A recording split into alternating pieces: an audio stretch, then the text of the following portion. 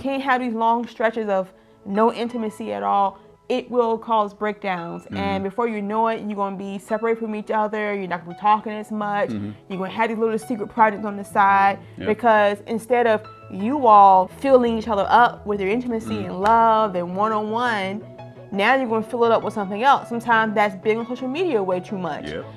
Spending too much time talking to your girlfriend, too much time doing something other than each other. Basically. Your marriage is sacred, man. Yeah. And it's a garden. You got to keep the weeds out. You got to keep the pests out because they will eat at your stuff.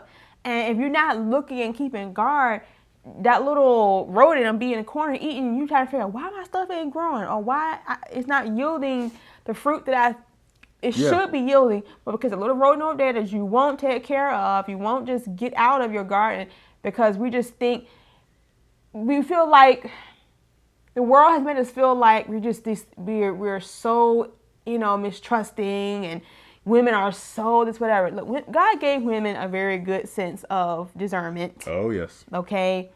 And if husbands, are you listening to this? I want you to listen very carefully. There's a man, if you're listening.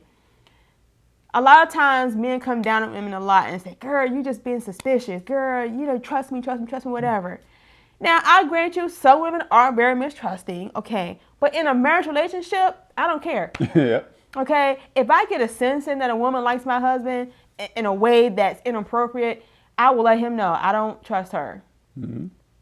Now, and husband, you just said, okay, how do you like me to engage with this person from here on out? I ain't got to be ugly about it. I ain't got to be cat fighting with her or whatever.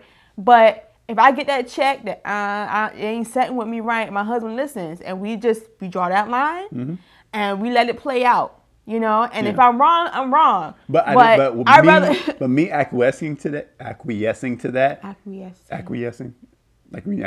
Anyway, the point is, you agreeing to that makes her feel safe. Yes. It immediately gives her a sense of security, rather than you pushing against it and be like, oh, ain't no big deal. I can handle myself, blah, blah, blah. No. And the same, and vice versa. If he feels like a man or something is kind of threatening our situation, and he tells me about it, why am I pushing back?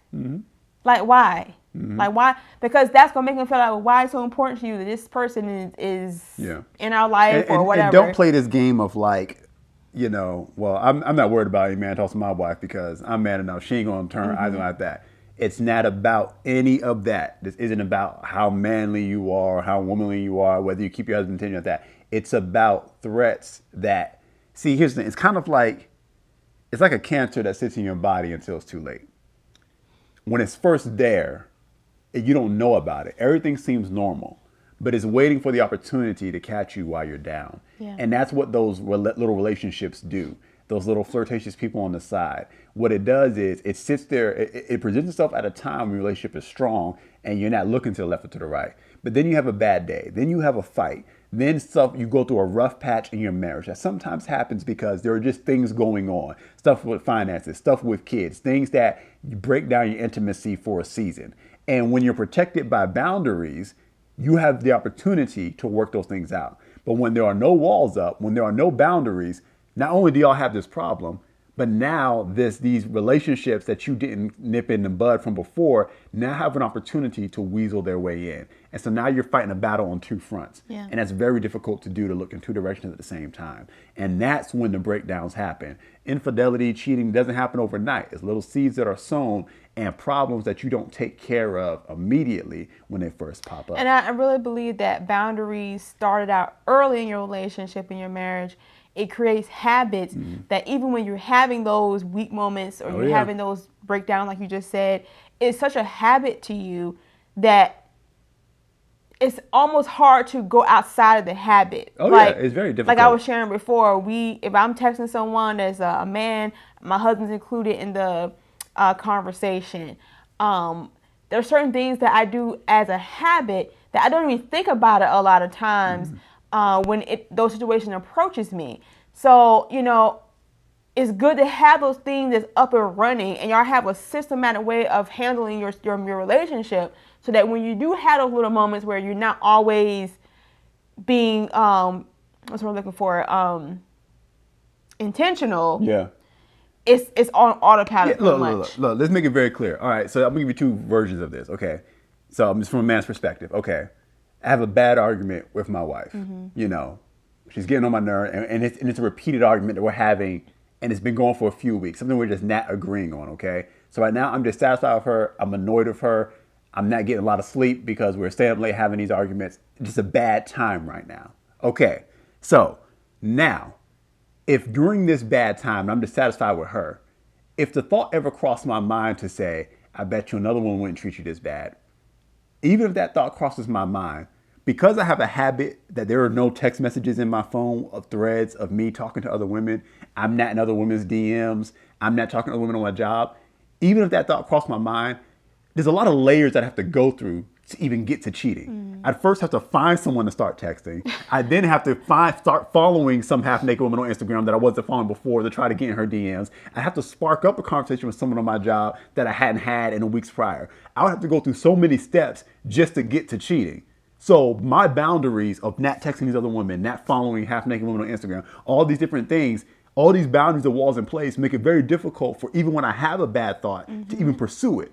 But if I have habits where there's this woman that I'm constantly joking and flirting with in my text messages, but it's no harm, I'm staying faithful. Suddenly, when I'm having these weeks of arguments, suddenly maybe it's not going to be harmless anymore. Maybe I'm going to shoot a really risky text and see how she responds. And maybe she'll respond like she's up for it. And then suddenly I'm going down a rabbit hole here. Yeah. I'm following all these women on Instagram and I'm sliding to the DMs. And then maybe one of them responds because I have this habit of doing this. You see how that works? If you have these bad habits, suddenly when at first they're harmless because you're not acting on them, but you go through a rough patch with your spouse and now these open doors are suddenly opportunities to hop right into something extremely bad because you're out of your right mindset for one day, and that one day you can make the wrong decision. But if you have a good habits, it's going to be hard to even get to the bad decision because you have to try to spark all this stuff up. You see what I'm saying? Like that's just a practical way of looking at it. And talking about that, we share passwords. We don't hide those things. We don't keep our phone locked from each other, that kind of stuff. I don't have a lock on my phone. He has one in his, but I know his code. Yeah. We just do stuff and we don't even really think about it. It's just how we operate. Well, when you don't got any secrets, it's not. Exactly. It doesn't feel weird. It is what it is. And because I love my husband so much and I value our relationship so much that I'm willing to do everything to make sure that it's protected. And there's nobody that can penetrate this relationship negatively any kind of way. Not without me, knowing it. Not on purpose anyway. We do have our ups and downs. For sure. And it's because of that we put those boundaries in place. Because of that. And another factor to protect your marriage that we talk a lot about the spiritual aspect, but there's physical things like take care of yourself physically. Take care of yourself mentally. Get the rest. Learn how to de-stress because these things also protect your marriage because that is going to help protect your intimacy as well. Yep. When you're fully stressed out all the time and you don't know how to de-stress and you don't take no time for yourself and take time to build one another up in an intimate way, it causes breakdown. Oh yeah, for sure. You can't have these long stretches of no intimacy at all. It will cause breakdowns. And before you know it, you're going to be separated from each other. You're not going to be talking as much. You're going to have these little secret projects on the side because instead of you all filling each other up with your intimacy and love and one-on-one, now you're going to fill it up with something else. Sometimes that's being on social media way too much. Yep. Spending too much time talking to your girlfriend, too much time doing something other than each other. Basically. That was good. Basically. So it's important that even if you have to schedule it. Yes. Okay. I know sometimes people say schedule sex, schedule intimate time. Yes. Because y'all, we live a busy life. We work. We got kids. We got things going on. And there's nothing unromantic about scheduling stuff. Yeah, only people who don't understand that have either never been married or only been married less than 2 years. If you've been married longer than 2 years, you completely understand exactly what you're saying. Yes, for sure. Like you got to put it on the calendar. You have to make effort to make it happen. Because, be honest with you, 24 hours go by so fast, and you be like, dang. You can't leave it a chance. You can't leave it a chance. But it has to be on the books. Now, you can do more. Oh, for sure. Okay, more is always better. But you got to keep like a baseline where we don't go underneath this. Yeah. Okay, because this is what maintains us. And what are those things? It's like we don't go. We don't at least have sex this often. Yeah. And y'all set that, whatever that is. I have recommendations, but y'all set that, whatever that is. We never go this long without having a date. Yes. We never go this long without having a day off. Yeah. We never go this long without sitting down together and having a conversation. That should be like daily, to be perfectly honest with you, or a few times a week. So there's certain things that matter. Certain things that are important. Like have check-in. Yeah. Like we constantly have check-in days where we sit down and say, hey, babe, how you doing? How you feeling? What's up? Are you stressed out about this? Whatever, you gotta have check-in times, and you gotta put on the books a lot of times because we're busy, and your brain only can process so much stuff in the hours that we have in a day. And if you think that, well, if it matters, we'll find time for it. That's not how that works. Yeah, that's not how that works. Don't rely on spontaneity. Okay, if spontaneity happens, great.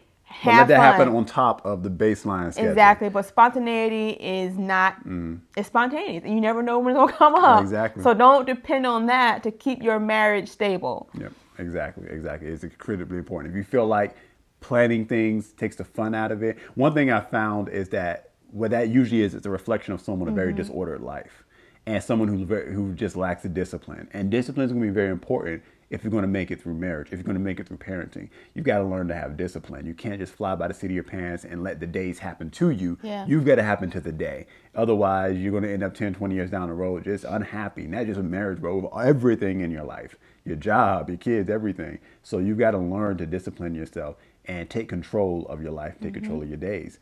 Did we go over our list of things? You had a list. Well, we covered boundaries. We did just cover intimacy. And this is what's real simple, but just serve your spouse. Yeah. What I find is that if you're constantly thinking about things to do for your spouse, ways to love on them, ways to please them, ways to turn them on, ways to surprise them, make them happy, it's very hard to think about anything else. It's very hard to think about someone else and doing that to someone else. Because here's the thing, if you're going to cheat, you're going to have to do all that trying to get someone's attention, trying to turn them on, trying to surprise them. You're going to have to do all that anyway. So why not do it for your spouse, okay? So if on your way home from work, your thought is, okay, what can I stop by the store and get her that's like a treat? What could I do? Some flowers? What, if you're constantly doing that all day, you're serving your spouse all day, it's very hard to serve someone else because that scripture says you can't serve two masters. Yeah. Right? Okay, so just so can't serve two husbands, can't serve two wives. Exactly. So I would say, think about that. Think about that. Let's see what Kiki said. I want to do the check-in with my fiance, but he's of a different culture, South Korean. I can't talk much about their feelings other than he's okay stressed. I want to delve deeper, but I don't know how to. Okay, and that's the thing. I mean, you mentioned him being South Korean, but sometimes just coming from two different families. Someone from a family who just doesn't talk about feelings. Even though we are of the same culture, but we have different culture, family background, and how we communicate and how we deal with emotions and stuff like that. So it took us a little while to decode that and to come up with our way. And that's what we were talking about, I guess, in the beginning, as to creating your own culture. Yeah. And we can't hold fast to the culture that we come from. We have to create our own culture for our marriage. And if communication is important to you, you will find a way to communicate and create your own culture within the walls of your marriage. Like I said, we come from two different backgrounds as family upbringing and stuff like that. So we had to really work hard at that. And it wasn't an overnight thing, but with the help of the Holy Spirit and prayer and getting help like we're doing right now, we develop a way that works for us, and totally different than we saw growing up, but it works for us. But a tip for you, number one, stay tuned to our channel. I believe I've seen you here before, but stay tuned because in the future, we're actually going to do a course that's going to deal with communication and a great practice tips and things like that. And it'll have to do with even having like conversation starters. Okay. So just stay tuned because eventually that will come down the line. It'll probably be great for you and you'll be a spouse by then. But just some tips as you go. When you're dealing with a man who doesn't talk a lot, doesn't get to his feelings, be careful not to press too much because that could cause a rift there. But just get into his space, find things that he has an interest in because men will open up when we're talking with our friends. Men will open up when we're relaxed and we feel comfortable. That's when we can get vulnerable and start talking about the things that we normally don't talk about. So get involved with his interests. If he likes video games, play a video game with him. If he likes fishing, go fishing with him. Find something that he's interested in and just join in and become his buddy in that way. Yeah. And eventually that'll allow him to break down and become a little more vulnerable. And it may take time, again, culture and things like that. But those are just a quick recommendation of something that could be helpful to you. But, and don't hold him to Instagram. Yeah. And what I mean by that is there's a lot of things where if your man doesn't do this, then he doesn't love you. He doesn't say it this way, blah, blah, whatever. Listen, that stuff is just fluff. It's not even most time accurate. Yeah. Okay? Your man may express himself a little bit different than the next man. Don't compare your husband to somebody else's husband, how they may respond to things and how they may dote on their wife or whatever the case may be. We are two different people, and our emotional makeup is different. Yep. And how his brother may act to his wife, I can't look at his brother and be like, well, see, your brother's doing this way, and see how happy she is, blah, whatever. And then I'm not attentive or in tune to how he loves on me. Yep. I'm not receptive to how he loves me. So now I'm over here feeling all void, like I'm missing out on something. When you, like, again, we're going back to creating your culture. This will help you understand your spouse and how they receive and give love. So, you know, for some people, we may not look like the most, like, we're not the couple that's like, oh, baby, like, all touchy, lovey. We're not those people. Okay? We're just not. Y'all probably think we kind of dry. If you saw us out in real life, no, we hold hands and we are affectionate. But I'm talking about some people. Some people are huge on the PDA, which is great. Very huge on it. Doesn't come natural to us to be that way in public. Yeah. But I'm going to tell you right now, this man has my heart. Like, this man right here knows how to get my heart. He knows how to make me smile. We have our language. We have our way that we have built over the last 6 years. And I love it. And we're still growing. We are growing each and every single day. So again, don't compare your spouse to anybody else's. Don't compare your marriage to anybody else's.